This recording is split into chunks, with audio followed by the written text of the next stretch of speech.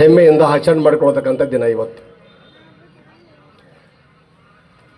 ಅನೇಕ ಜನ ಇವತ್ತ ಕನ್ನಡ ರಾಜ್ಯೋತ್ಸವದಲ್ಲಿ ಅನೇಕ ಹೋರಾಟಗಾರರು, ಸಾಹಿತಿಗಳು, ಆಡಳಿತಗಾರರು ಕನ್ನಡಕ್ಕಾಗಿ ಶ್ರಮಿಸಿದಂಥ ಇತಿಹಾಸ ಇದೆ. ಕನ್ನಡ ಅಂತ ಬಂದಾಗ ಇವತ್ತ ಭಾಳಷ್ಟು ಮಂದಿ ಪ್ರತಿಭಾ ಪುರಸ್ಕಾರ ಪಡೆದಂಥ ಇತಿಹಾಸಗಾರರನ್ನು ನೆನಪಿಸಿಕೊಳ್ತಕ್ಕಂಥದ್ದು ಇವತ್ತು ನಾವು. ಕನ್ನಡಕ್ಕಾಗಿ ಹೋರಾಡಿದಂಥವರು ಗುದ್ದಪ್ಪ ಹುಲ್ಲಿಕೇರಿ ಅಂತವರು, ಸಿದ್ದಪ್ಪ ಕಾಂಬಳೆ, RS ದೇಶಪಾಂಡೆ ಅಂತವರು, ರಂಗರಾವ್ ದಿವಾಕರ್, ಶ್ರೀನಿವಾಸರಾವ್ ಮಂಗಳವಾಡೆ, ಕೆಂಗಲ್ ಹನುಮಂತಯ್ಯ, ಗೊರೂರು ಸ್ವಾಮಿಯ Ramaswamy Iyengar, S Nijalingappa, T Mariyappa, ಸೌಕಾರ್ Chennaiah, HK ವೀರೇಂದ್ರಗೌಡ, SC Dasappa, SC Siddaiah ಹಾಗೂ ಸಾಹಿತಿಗಳಾದ ಅನೇಕ ಕೃಷ್ಣರಾಯರನ್ನಲ್ಲದೆ ಉದಯವಾಗಿರುವ ನಮ್ಮ ಕನ್ನಡ ನಾಡಿನ ಅನೇಕ ಸಾಹಿತಿಗಳನ್ನು ಕೂಡ ಇವತ್ತು ನೆನೆಸಿಕೊಂಡು ಪ್ರತಿಯೊಬ್ಬರು ನಾವು ಕನ್ನಡವನ್ನು ಅಳವಡಿಸಿಕೊಂಡು ಕನ್ನಡವನ್ನು ಉಳಿಸ್ತಕ್ಕಂಥದ್ದಕ್ಕೆ ನಾವೆಲ್ಲರೂ ಪಣವನ್ನು ತೊಟ್ಟಿರ್ತಕ್ಕಂಥದ್ದು. ಅಲ್ಲಲ್ಲಿ ಗಡಿ ಭಾಗ ಅಂತ ಬಂದಾಗ, ಬೆಳಗಾವಿ ಕಡೆ ಭಾಗದಲ್ಲಿ ಬಂದಾಗ ಅಲ್ಲಿ ಕೂಡ ಒಂದು ಪುಂಡರಾವಳಿ ಇವತ್ತಿಗೂ ಕೂಡ ನಾವು ನೋಡ್ತಾ ಇದ್ದೀವಿ. MESದವರು ಇವತ್ತಿಗೂ ಕೂಡ ಅಲ್ಲಿ ಕಪ್ಪು ಬಟ್ಟೆ ಕಟ್ಟಿ ಹೋರಾಟ ಮಾಡ್ತಕ್ಕಂಥದ್ದು, ಬೆಳಗಾವ ಗಡಿಯನ್ನು ಶಾಂತಿ ಕದಲ್ತಕ್ಕಂಥದ್ದು, ಅಲ್ಲಿ ಅನೇಕ ಆಗಾಗ ಘಟನೆಗಳು ನಡೀತಕ್ಕಂಥ ಸಂದರ್ಭದಲ್ಲಿ ಭಾಳಷ್ಟು ಹೋರಾಟಕ್ಕೆ ಮುಂಚೂಣಿಯಲ್ಲಿರ್ತಕ್ಕಂಥದ್ದೇ ನಮ್ಮ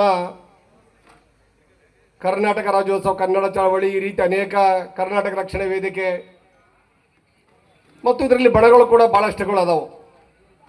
ಮುತ್ತಪ್ಪರಾಯ ಬಣ ಅಂತ ಇದೆ, ನಾರಾಯಣಗೌಡರ ಬಣ ಇದೆ. ಈ ರೀತಿ ಅನೇಕ ಬಣಗಳನ್ನು ಕೂಡ ಕಟ್ಕೊಂಡು ಇವತ್ತು ನಮ್ಮ ಭಾಗದವರೇ ಕಟ್ಟಿರ್ತಕ್ಕಂಥ ಬಸವರಾಜ್ ಪಡ್ಕೋಟೆ ಅಂತವರು ಬಣಗಳಿದಾವೆ. ಈ ರೀತಿ ಅನೇಕ ಬಣಗಳನ್ನು ಕಟ್ಟಿ ಇವತ್ತು ಕನ್ನಡಕ್ಕಾಗಿ ಹೋರಾಟ ಮಾಡ್ತಕ್ಕಂಥವ್ರನ್ನ ನಾವು ನೋಡ್ತಾ ಇದ್ದೀವಿ. ಅನೇಕ ಅವರವರ ಸಮಾಜದ ಅವರವರ ಭಾಷೆಗಳನ್ನು ನಾವು ಮಾತಾಡ್ತಕ್ಕಂಥದ್ದು ಸಹಜ. ಆದರೆ ಎಲ್ಲರೂ ಒಗ್ಗಟ್ಟಾಗಿ ಸಂದರ್ಭ ಬಂದಾಗ ನಾವೆಲ್ಲರೂ ಒಬ್ರಿಗೊಬ್ಬರು ಪ್ರೀತಿ ಸಂತೋಷ ಹಂಚ್ಕೊಳ್ತಕ್ಕಂಥದ್ದು ಏನಾದರೂ ಇದ್ದರೆ ಅದು ಕನ್ನಡ ಭಾಷೆಯಲ್ಲಿ ಮಾತ್ರ ಹಂಚ್ಕೊಳ್ತಕ್ಕಂಥ ಅವಕಾಶ ಇರತಕ್ಕಂಥದ್ದು. ಕರ್ನಾಟಕದಲ್ಲಿ ಕನ್ನಡ ಭಾಷೆಯನ್ನು ಕಲಿತು ಈ ಕನ್ನಡಾಂಬೆಯ ಭೂಮಿಯಲ್ಲಿ ನೀವೆಲ್ಲರೂ ಜನಿಸಿದ್ದೀವಲ್ಲ, ಇದೆಲ್ಲ ನಿಮ್ಮೆಲ್ಲರ ಸೌಭಾಗ್ಯ ಅಂತ ನಾನು ಭಾವಿಸ್ತೇನೆ. ನಮ್ಮೆಲ್ಲರ ಸೌಭಾಗ್ಯ ಕೂಡ ಇದು. ವಿಶೇಷವಾಗಿ ಕರ್ನಾಟಕದಲ್ಲಿ ಬಂದಾಗ ಇಲ್ಲಿರ್ತಕ್ಕಂಥ ಸಂಸ್ಕೃತಿ, ಕಲೆ, ಇಲ್ಲಿರ್ತಕ್ಕಂಥ ಅನೇಕ ಹಬ್ಬ ಆಚರಣೆಗಳನ್ನು ನಾವು ಮಾಡೋದು ನೋಡಿದಾಗ ಕೆಲವೊಂದು ಭಾಗದಲ್ಲಿ ಕೆಲವೊಂದು ಹಬ್ಬ ಆಚರಣೆಗಳನ್ನು ನಾವು ಕಾಣ್ತಾ ಇದ್ದೀವಿ. ಆದರೆ ಕರ್ನಾಟಕದಲ್ಲಿ ನಾವು ಆಚರಣೆ ಮಾಡ್ತಕ್ಕಂಥ ಹಬ್ಬಗಳನ್ನು ನೋಡಿದಾಗ ದೇಶದಲ್ಲಿ ಅತ್ಯಂತ ಖುಷಿ ಸಂತೋಷದ ಹಬ್ಬಗಳನ್ನು ನಾವು ಆಚರಣೆ ಮಾಡ್ತೀವಿ. ದೀಪಾವಳಿ ಇರ್ಬೋದು, ದಸರಾ ಇರ್ಬೋದು, ಇವೆಲ್ಲ ನಮ್ಮ ರಾಷ್ಟ್ರ ತುಂಬ ಆಚರಣೆ ಮಾಡ್ತಕ್ಕಂಥವು.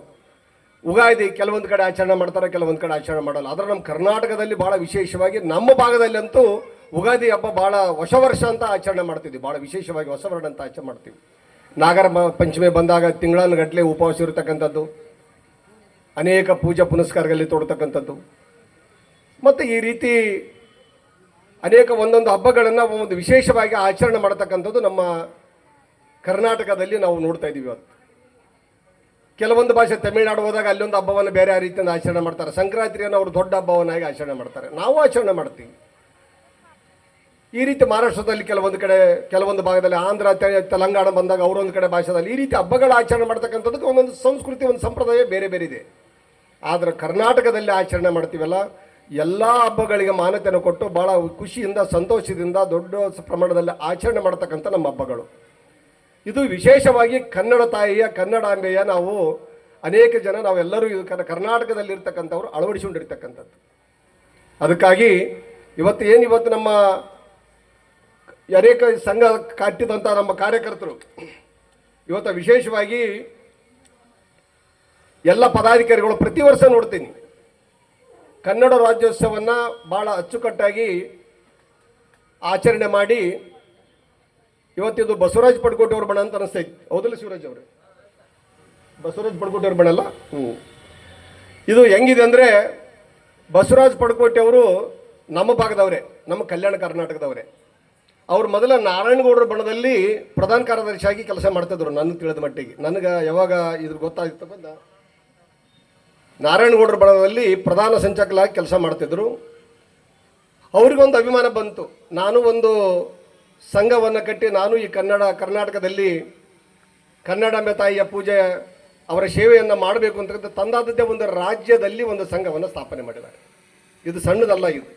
ಯಾಕಂದರೆ ಯಾವುದೇ ಒಂದು ಸಂಘ ಸ್ಥಾಪನೆ ಮಾಡಿ ಇಡೀ ರಾಜ್ಯದಂತ ಅದಕ್ಕೆ ಶಕ್ತಿ ತುಂಬಬೇಕಂದ್ರೆ ಅದು ದೊಡ್ಡ ಸಾಧನೆಯೇ ಬೇಕು, ಅದಕ್ಕೆ ಸಾಧನೆಯೇ ಬೇಕು.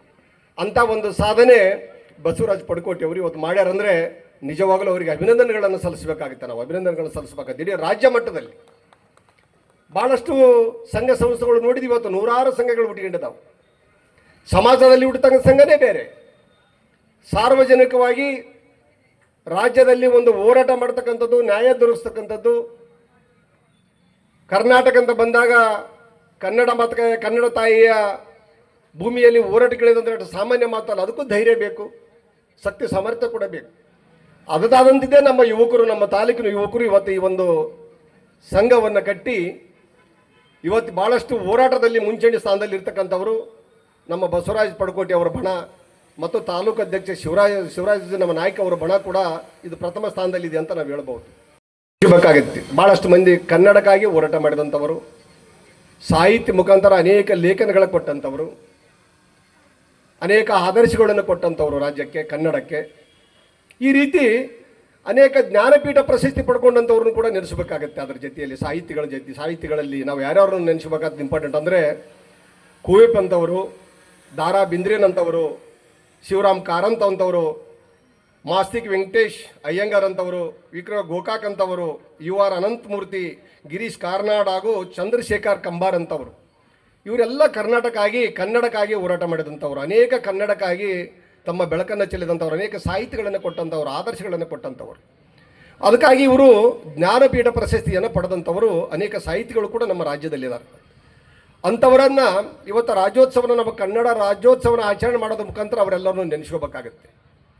ಇಂಥ ಒಂದು ಸಾಹಿತಿಗಳನ್ನು ನೆನೆಯುವುದರ ಮುಖಾಂತರ ಕನ್ನಡ ಅಂತ ಬಂದಾಗ ನಾವೆಲ್ಲರೂ ಒಗ್ಗಟ್ಟಾಗಿ ಕನ್ನಡಕ್ಕಾಗಿ, ಕನ್ನಡ ಗಾಳಿ, ಕನ್ನಡ ನೀರು, ಕನ್ನಡವನ್ನು ನಾವೆಲ್ಲರೂ ಅಳವಡಿಸಿಕೊಳ್ತಕ್ಕಂಥದ್ದು ಇದರಲ್ಲಿ ಭಾಳ ಪ್ರಾಮುಖ್ಯವಾದದ್ದು. ಕರ್ನಾಟಕ ಅಂದರೆ ಇತಿಹಾಸ ಇದೆ. ಕರ್ನಾಟಕದಲ್ಲಿ ಅನೇಕ ಪ್ರವಾಸೋದ್ಯಮಗಳು ಸ್ಥಾನಗಳದಾವ.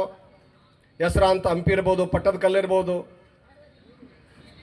ಹೆಸರು ಬೇರೆ ದೇಶದವರು, ಭಾಳಷ್ಟು ಅಮೇರಿಕಾದವರು, ಲಂಡನ್ದವರು, ಆಸ್ಟ್ರೇಲಿಯಾದವರು, ಫ್ರಾನ್ಸ್ ಅವರು, ಇಂಗ್ಲೆಂಡ್ನವರು ಇವತ್ತು ನಮ್ಮ ದೇಶಕ್ಕೆ ಬರ್ತಾರೆ ಪ್ರವಾಸೋದ್ಯಮಗಳಲ್ಲಿ. ಅದು ವಿಶೇಷವಾಗಿ ಕರ್ನಾಟಕ. ಹಂಪಿ, ಐಹೊಳೆ ಅಂತದ್ರ ಜೊತೆಯಲ್ಲಿ ಗೂಡಿಸಿದಂತೆ ಬನಶಂಕರಿ, ಮುರುಡೇಶ್ವರ, ಗೋಕರ್ಣ, ಇವತ್ತು ಇದರ ಜೊತೆಯಲ್ಲಿ ನಾವು ಕೊಲ್ಲೂರು ಮೂಕಾಂಬಿಕಾ, ಇದು ಈ ರೀತಿ ಅನೇಕ ನಾವು ಸ್ಥಳಗಳನ್ನು ನೇಮಿಸಿಕೊಂಡಾಗ ಪ್ರವಾಸ ಸ್ಥಳಗಳು ಹೆಸರಾಂತ ಇಲ್ಲೇ ನಮ್ಮ ಸ್ಥಳದಲ್ಲೇ ನೋಡ್ರಿ. ನಮ್ಮ ಭಾಗದಲ್ಲಿ ಅಮರೇಶ್ವರ ಇದೆ,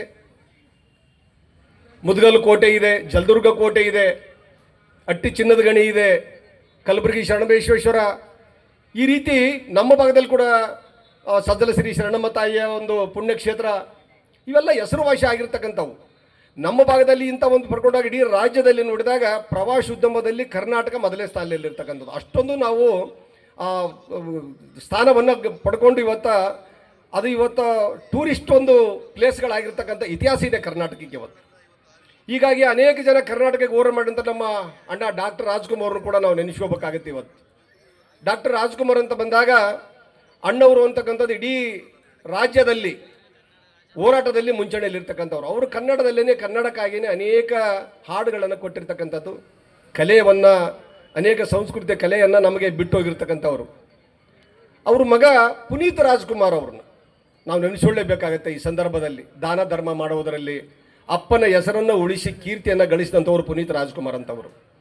ಅವರು ಬಹುಶಃ ಭಗವಂತ ಸುಮಾರು ಇನ್ನೂ ಒಂದು 30-40 ವರ್ಷ 50 ವರ್ಷ ಉಳಿದಿದ್ರೆ ಇನ್ನು ರಾಜ್ಯದಲ್ಲಿ ಆ ಸಂಸ್ಕೃತಿ ಅವ್ರ ಬಳಿ ಇರ್ತಕ್ಕಂಥ ಸಂಸ್ಕೃತಿ ಪ್ರತಿಯೊಬ್ಬ ಯುವಕರಿಗೆ ಕೊಟ್ಟು ಹೋಗ್ತಿದ್ರು ಅಂತ ನನಗನ್ನಿಸ್ತಿದೆ. ಪ್ರತಿಯೊಬ್ಬರು ಕೊಟ್ಟು ಹೋಗ್ತಾರೆ ಅಂತ ಅನಿಸ್ತಿದೆ. ಅವರು ಮಾಡಿದಂಥ ದಾನ ಧರ್ಮ, ಆ ಶಾಲೆಗಳೇ ಬಡ ಮಕ್ಕಳಿಗೆ ಮಾಡಿದಂಥ ಸಹಾಯ ಸಹಕಾರ, ಇದು ಯಾರೂ ಮರಿತಕ್ಕಂಥದ್ದಲ್ಲ. ಇರಬೇಕು ಮನುಷ್ಯನ ಹತ್ರ ಈ ಅಭಿಮಾನ ಸ್ವಾಭಿಮಾನ ಇದ್ದಾಗ ಮಾತ್ರ ಕನ್ನಡವನ್ನು ನಾವು ಗಟ್ಟಿಯಾಗಿ ಹೃದಯದಲ್ಲಿ ಅಳವಡಿಸಬೇಕಾಗತ್ತೆ. ಅದಕ್ಕೆ ಡಾಕ್ಟರ್ ರಾಜ್ಕುಮಾರ್ನಂಥವರು ಅನೇಕ ಪದೇ ಪದೇ ಹೇಳ್ತಿದ್ರು, ಹೇಗಾದರೆ ಇರು ಎಲ್ಲಿಯಾದರೆ ಇರು, ಎಂದೆಂದೂ ನೀ ಕನ್ನಡವನಾಗಿರು, ಕನ್ನಡವೇ ಸತ್ಯ, ಕನ್ನಡವೇ ನಿತ್ಯ, ಕನ್ನಡವೇ ನಮ್ಮ ಉಸಿರು ಅಂತಕ್ಕಂಥ ಭಾವನೆಗಳನ್ನು ಪ್ರತಿಯೊಬ್ಬರು ಅಳವಡಿಸಬೇಕು ಅಂತಕ್ಕಂಥ ಆದರ್ಶಗಳನ್ನು ನಿಮ್ಮೆಲ್ಲರಿಗೆ ಕೊಟ್ಟು ಹೋಗಿದ್ದಾರೆ ಅನೇಕ ಹಿರಿಯರು. ಮತ್ತು ನಾವು ಕೂಡ ಕರ್ನಾಟಕದಲ್ಲೇ ಕನ್ನಡದಲ್ಲೇ ಜನಿಸಿದಂಥವ್ರಿಗೂ ಕನ್ನಡ ಮಣ್ಣನ್ನು, ಕನ್ನಡ ಗಾಳಿಯನ್ನು, ಕನ್ನಡ ನೀರನ್ನು ದಿನಲೂ ನಾವು ಸ್ವೇಷಿ ಕನ್ನಡವನ್ನು ಪ್ರತಿಯೊಬ್ಬರು ಅಳವಡಿಸಿಕೊಂಡು ಎಲ್ಲರನ್ನ ಸಾಹಿತಿಗಳನ್ನು ಕೊಟ್ಟೋದಂಥ ಮಹಾನವ ವ್ಯಕ್ತಿಗಳನ್ನು ಕೂಡ ನಾವು ನೆನೆಸಿಕೊಂಡಾಗ ಮಾತ್ರ ನಾವೆಲ್ಲರೂ ಪುನೀತರಾಗ್ತೀವಿ. ನಾವೆಲ್ಲರೂ ಇಂಥ ಕಾರ್ಯಕ್ರಮಗಳು ಮಾಡುವುದರ ಮುಖಾಂತರ ಇವರೆಲ್ಲರ ಆದರ್ಶಗಳನ್ನು ನಾವೆಲ್ಲರೂ ಅಳವಡಿಸಿಕೊಂಡು ಮುನ್ನಡೆಯೋಣ ಅಂತಕ್ಕಂಥ ಮಾತನ್ನು ಹೇಳಿ